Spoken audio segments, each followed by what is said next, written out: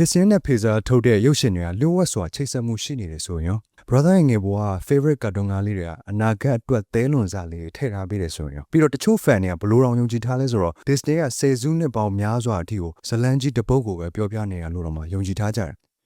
Brainpop ကနေပြန်လည်ကြိုဆိုလိုက်ပါတယ်အဲ့တော့ကျွန်တော်တို့မစခင်မှာကြိုပြောပါမယ်ဒီ theory တွေက fan တွေထုတ်ထားတဲ့ theory တွေပါ Disney နဲ့ Pixar တို့ကတရားဝင် confirm ထားတဲ့ theory မဟုတ်ပါဘူးဒါပေမဲ့တချို့ theory တွေကအရင်မိုင်လောကြည့်လို့ brother ပြန်ကြည့်ပြမယ်ဆိုရင်တော့မှအရင်လိုပြန်ကြည့်ပြတော့မှာမဟုတ်တော့ Number 1 universe တစ်ခုတည်းက Pixar ရုပ်ရှင်များ Pixar ရဲ့လူသိများတဲ့ theory တစ်ခုကဘယ်လိုပြောလဲဆိုတော့ Pixar ကထုတ်သမျှရုပ်ရှင်တွေအားလုံးကတဲ့ universe တစ်ခုတည်းမှာတည်ထားတယ်တဲ့ဘယ်လိုလဲဆိုတော့ fan တွေက timeline တစ်ခုကိုလုပ်ပြထားတယ်ဘယ်ကစလဲဆိုတော့ The Good Dinosaur စတယ်ဒိုင်နိုဆောရဲ့မျိုးတုံးမပြောက်ကွယ်ခင်ကာလအစတယ်ပြီးတော့ Brave ရုပ်ရှင်လာတယ်အဲ့က Scotland Medieval ခေတ်ကိုတည်ထားတယ်ပြီးတော့လူသားမျိုးနွယ်တွေပွားများလာတယ် The Incredibles Toy Story 1 2 Finding Nemo Finding Dory Ratatouille Toy Story 3 Up Inside Out Coco Wall-E စသဖြင့်ဒီကားတွေကတမိုင်းတစ်လျှောက်လုံးမှာမတူညီတဲ့အချိန်ကာလတော့ဖြစ်ပျက်ခဲ့ကြတာတဲ့ဆိုတော့ theory ကဆိုရင်တော့ trace sand တွေကတဖြည်းဖြည်း smart ဖြစ်လာတယ်အယုတ်တွေကအသိစိတ်ဝင်လာတယ်နောက်ပြီးတော့စက်ပစ္စည်းတွေကငြိမ်ငြိမ်ထက်မြက်လာတယ်အဖြည်းဖြည်းနဲ့လူတွေကကဘာမြေကြီးကိုထားခဲ့ပြီးတော့ဆေးဥတွေကကဘာပေါ်မွေခံရတယ်နှစ်တန်းချီကြလာတဲ့အခါမှာလူသားတွေကပျောက်ကွယ်သွားပြီးတဲ့နောက်မှာအသက်ရှင်ကျန်ရခဲ့တဲ့တရဝါတွေကနေတဆင့် monster တွေဖြစ်စင့်ကဲပြောင်းလဲတာတွေစပြီးဖြစ်လာတယ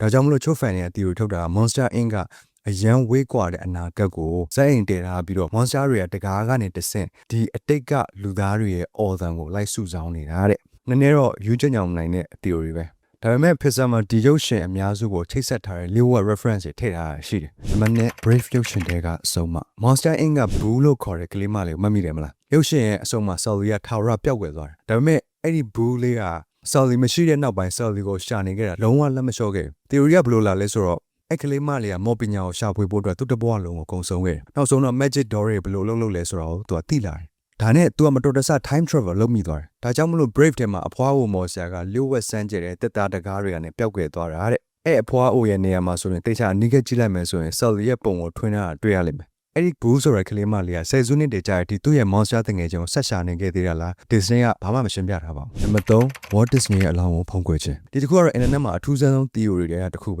ဲနှစ်ပေါင်းများစွာလူတွေက Walt Disney ရဲ့ရေခဲရုပ်အလောင်း frozen body ကိုသူတည်ဆုံးပြီးနောက်ပိုင်းလျှို့ဝှက်စွာထိန်းသိမ်းထားခဲ့တယ်ဆိုပြီးဟာတာအနေနဲ့ပြောခဲ့ကြတယ်ဒါကြီးကမှန်နေဖြစ်စေမမှန်နေဖြစ်စေဒီကောလာဟာလာတွေကအရန်ရေပန်းစားလာပြီးတော့ online မှာ Disney frozen လို့ရှာလိုက်တာနဲ့ Walt Disney အကြောင်းစောင်းမ article တွေကကျလာတော့တာပဲဒါနဲ့2013ခုနှစ်ရောက်သွားတဲ့အခါမှာ Disney က frozen လို့ခေါ်တဲ့ရုပ်ရှင်တစ်ခုထွက်လာတယ်အခုတော့လူတွေရဲ့ internet မှာ Disney Frozen လို့ရှာလိုက်ပြီးဆိုရင်လည်း search result မှာ Elsa နဲ့ပြည့်နေလိမ့်မယ်ဆိုတော့တိုက်ဆိုင်မှုလားဆိုတော့လည်းအဲ့လိုနေပါတော့တေချာသလောက်ပဲဒါပေမဲ့ conspiracy fan တွေယုံကြည်ထားတာတော့ Disney ကသူတို့ရဲ့ဒီလိုကောလာဟာလာတွေကိုဖုံးပြဖို့တတ်တဲ့ရွယ်ချက်ရှိဒီ Frozen ဆိုတဲ့နာမည်ကိုပေးခဲ့တာလို့ယုံကြည်ထားကြတယ်နံပါတ်4 Pizza Planet Tracker ကြီးသတိထားမိလားမသိဘူးအဲ့ဒီ Pizza Planet Tracker ကနေရာတိုင်းမှာပေါ်လာတတ်တယ်Pixar ရုပ်ရှင်တိုင်းလို့အဲ့ကပါလာတတ်တယ်တခါလေတိတာတယ်တခါလေ second ဘိုင်းလောက်လေးတော့ပါလာတတ်တယ်ဆိုတော့ fan တွေယုံကြည်တာကတော့ဒီ track ကတာမန် Easter egg တော့မဟုတ်တော့ဘူးတဲ့အဲ့ track ကတမိုင်းတစ်လျှောက်လုံးမှာလျှို့ဝှက်စွာလိုက်ကြည့်နေတာတဲ့ Pixar timeline တစ်လျှောက်တကယ် major event ဖြစ်ရတိုင်းမှာတော့စောင့်ကြည့်နေတယ်ဇလန်တိုင်းကိုချိတ်ဆက်ထားတဲ့လျှို့ဝှက်စမ်းကြဲတဲ့အရာဝတ္ထုတစ်ခုလိုပဲတဲ့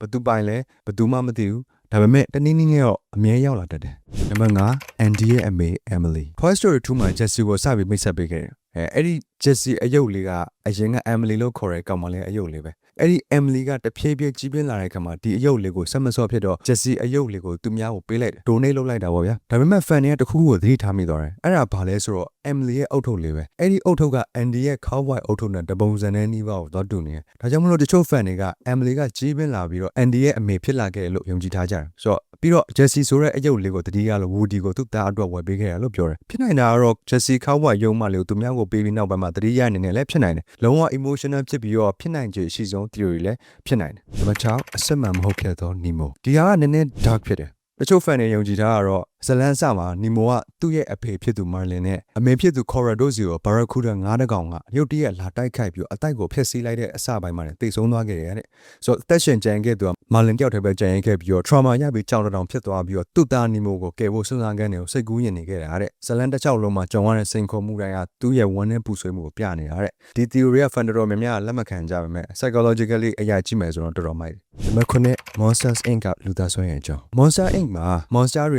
ကလေး လေးတွေရဲ့ order ကိုအသုံးပြုပြီးသူတို့ရဲ့မြို့ရဲ့စွမ်းအင်ဖြစ်အသုံးပြုကြရမလားဆိုတော့နောက်ပိုင်းမှာဒီမောချင်းကပို့ပြီးတော့စွမ်းအင်ကိုဖန်တီးပေးတယ်ဆိုတော့သူတို့ကသိသွားခဲ့ပရိသတ်ချို့ကဘလို့စဉ်းစားလဲဆိုတော့တေချာစဉ်းစားကြည့်မယ်ဆိုရင်ဒါကနည်းနည်းနဲ့နေတယ်ပေါ့နော်ဘလို့လဲဆိုတော့လူတွေရဲ့စိတ်ခံစားမှုကစွမ်းအင်ရင်းမဲ့ပဲတဲ့ဆိုတော့အကြောက်တရားကထိန်းချုပ်မှုကိုပေးတယ်ပျော်ရွှင်မှုကကြီးထွားမှုကိုဖန်တီးပေးတယ်ဥပမာအခု brother ကျွန်တော်ဗီဒီယိုကြည့်ရ enjoy ဖြစ်တယ်နောက်ပြီးတော့နည်းနည်းလေးပြုံးသွားတယ် brother ကစိတ်ကြည်နပ်ပြီးပြုံးသွားစေရတယ်တစ်စက် react တွေလုပ်တယ်အဲ့ဒါတစ်စက်သက်ဆိုင်ရာ platform တွေ YouTube Facebook တွေကကြော်ညာဝင်ပေးတယ်အဲ့ဒါတစ်စက်ကျွန်တော် income ရတယ် platform တွေကလည်းပတ်စံရတယ်စမ်းကြည့်နော်ဒီမှာအခုကြည့်နေတဲ့ brother နဲ့ sister ရဲ့နော် emotion အပြုံးလေးကကျွန်တော်တို့စွမ်းရည်ခွန်အားဖြစ်နေအဲ့တော့ဒါကိုပြောချင်တာတရုတ်ရှင်က monster တွေအကြောင်းပဲမဟုတ်ကလေးရုပ်ရှင်လို့သာပြောတေချာပြန်စဉ်းစားကြည့်မယ်ဆိုရင်တော်တော်လေး deep ဖြစ်ပါတယ်ဇလန်အစမှာတင်သိဆုံးသွားတော့ Carl ဒီ theory က app ရုပ်ရှင်ကားထဲမှာတွေ့ခဲ့သမျှစွန့်စားခန်းတွေကတကယ်မဟုတ်ဘူးတဲ့ဆိုတော့ Ellie ကတေဆုံးပြီးတော့ Carl ကသူ့ရဲ့အိမ်ကိုပါဆုံးရှုံးရပြီးနောက်မှာသူကစိတ်တန်ရာအကြောင်းရင်ကွဲနာကြပြီးတော့တေဆုံးသွားခဲ့ရဲ့တဲ့ဆိုတော့ theory ကဆိုရင်တော့ Paradise Fall ကိုသွားတဲ့ခီးက